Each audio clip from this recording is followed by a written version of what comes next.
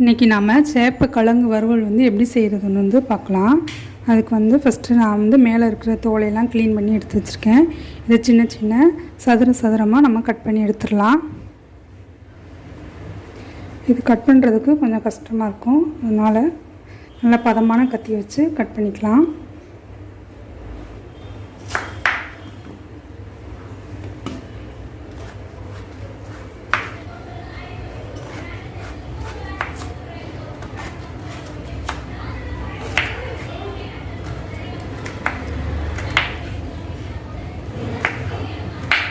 இந்த மாதிரி நல்லா சதுரமாக நம்ம கட் பண்ணி எடுத்துடலாம்.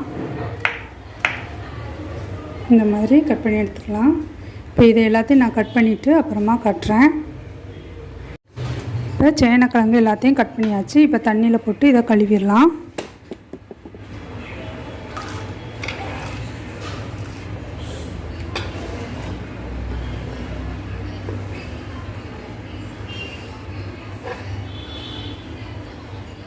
இது எல்லாத்தையும் தண்ணியில் போட்டாச்சு. இப்போ நம்ம எப்படி செய்கிறதுன்னு பார்த்துடலாம் வாங்க. இது பாத்திரம் ஹீட் ஆகிடுச்சு. இப்போ நம்ம ஆயில் சேர்த்துடலாம். இதுக்கு கொஞ்சம் நிறையாவே ஆயில் சேர்த்துக்கலாம். அப்போனா தான் நல்லா கிறிஸ்பியாக வரும். இப்போ எண்ணெய் ஹீட் ஆகிடுச்சு. இப்போ நம்ம கடுகு சேர்த்துடலாம். கடுகு நல்லா பொரிஞ்சிருச்சு. இப்போ அடுப்பை நம்ம குறைச்சிட்டு மிளகாய்த்தூள் சேர்த்துக்கலாம். மிளகாய்த்தூள் சேர்க்கும்போது அடுப்பை கம்மி பண்ணிடுங்க, இல்லைன்னா மிளகாத்தூள் கருகிரும். இதுக்கு தேவையான அளவு மிளகாத்தூள் சேர்த்துக்கிறேன். லாஸ்ட்டாக கருவேப்பிலை கொஞ்சம்.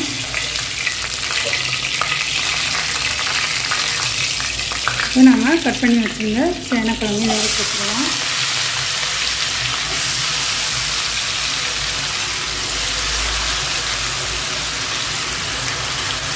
சேனக்கிழங்கு எண்ணெயிலே நல்லா ஃப்ரை பண்ணி விட்டுறலாம். நல்லா ஃப்ரை பண்ணி விட்டுட்டு மூடி போட்டு இது வேகிற வரைக்கும் நம்ம வெயிட் பண்ணி எடுத்துக்கலாம்.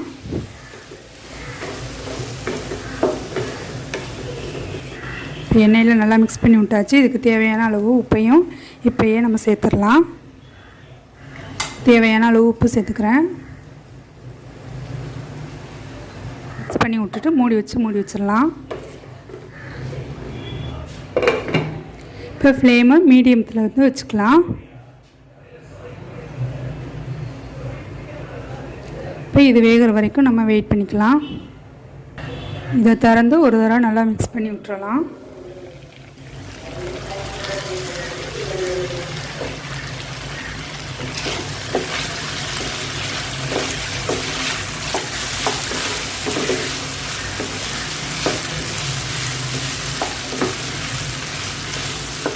நல்லா மேலே கிறிஸ்பி ஆகிற வரைக்கும் நம்ம இதை வேக வச்சு எடுக்கணும். இது மேலே நல்லா கிறிஸ்பியாக இருக்கும், உள்ளே நல்லா சாஃப்டாக இருக்கும். அந்த மாதிரி நம்ம வேக வச்சு எடுத்துடலாம். இதை நல்லா மிக்ஸ் பண்ணியாச்சு. இன்னும் வருவோம் மூடி போட்டு மூடி வச்சிடலாம் இது ரெடி ஆகிற வரைக்கும்.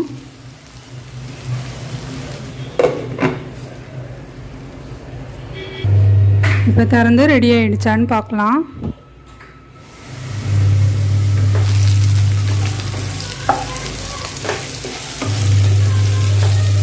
கிட்டத்தட்ட ரெடி ஆகிடுச்சு. இன்னும் ஒரு 2 மினிட்ஸில் இது நம்ம எடுத்துடலாம்.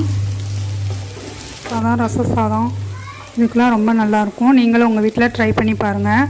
என்னோடய வீடியோ உங்களுக்கு பிடிச்சிருந்துச்சுன்னா லைக் பண்ணுங்கள், ஷேர் பண்ணுங்கள், சப்ஸ்கிரைப் பண்ணுங்கள், கூடவே பெல் ஐக்கானையும் கிளிக் பண்ணுங்கள்.